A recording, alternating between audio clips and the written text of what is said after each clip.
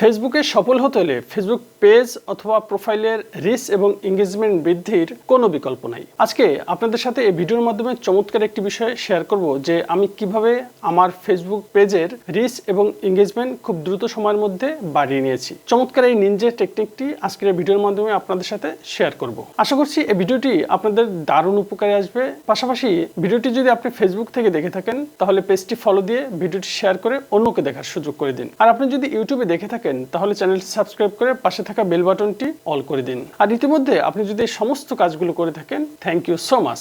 So চলুন কথা না বাড়িয়ে আমরা মূল ভিডিওতে চলে যাই। এই কাজটি করার জন্য প্রথমেই আমি আমার ফেসবুকটাকে ওপেন করে নেব। এটি হচ্ছে আমার ফেসবুক। আমি এর উপরে একটি ট্যাব দিয়ে আমি এটিকে ওপেন করে নিচ্ছি। এরপরে আমি চলে যাব আমার ফেসবুকের ড্যাশবোর্ডে। এই জন্য উপরে যেখানে ডান পাশে এই যে লোগো চিহ্ন দেখতে পাচ্ছেন, এর উপর ট্যাব দিয়েও আমি আমার সেই পেজের মধ্যে প্রবেশ করতে পারি, অথবা বাম পাশে উপরে যেখানে লোগো চিহ্ন আছে এর উপর ট্যাব দিলেও আমি সেখানে চলে যেতে পারি। সো আমি এখান থেকে এই যে বাম পাশে যে আমার প্রোফাইল পিকচার আছে তার উপর একটি ট্যাব দেব। ট্যাব দেওয়ার পরে এখানে আমাদেরকে নতুন একটি পেজে যখন নিয়ে আসবে, নিচের দিকে দেখতে পাচ্ছেন যে সি ড্যাশবোর্ড নামে একটা অপশন আছে। এই সি ড্যাশবোর্ডের উপর একটি ট্যাব দিয়ে দেবো। ট্যাব দিয়ে দেওয়ার পরে আমাদেরকে সেই ড্যাশবোর্ডের ভিতরে নিয়ে আসছে নতুন একটি পেজে। দেখতেই পাচ্ছেন যে এখানে আমার সবগুলো কিন্তু গ্রিন সিগন্যালে আছে। তার মানে হচ্ছে আমার পেজটি কিন্তু এখন রিচ হচ্ছে, আস্তে আস্তে রিচ হচ্ছে, এঙ্গেজ হচ্ছে। এখানে দেখতে পাচ্ছেন যে আমার রিচ হচ্ছে অলরেডি 52 জন, এখানে 102 জন, তারপর হচ্ছে এখানে নিট ফলোয়ারও বাড়তেছে।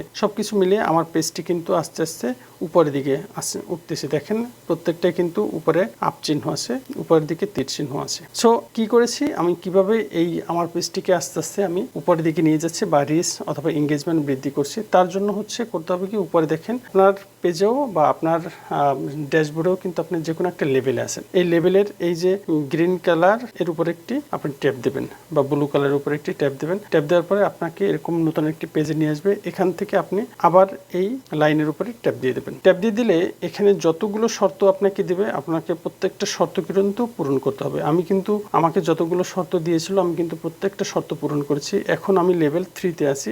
দেখেন এই যে আমি এখন লেভেল 3-তে আছি। আমার এই লেভেল 3 যখন ক্রস করবো তাহলে আমার পেজটি কিন্তু আরো রিচ এবং এঙ্গেজমেন্ট বৃদ্ধি পাবে। তো এই জন্য দেখেন এই যেগুলো টিক মার্ক দেওয়া আছে এগুলো আমার পূরণ করা আছে। এখন যেগুলো টিক মার্ক নাই সেগুলোকে আমার পূরণ করতে হবে।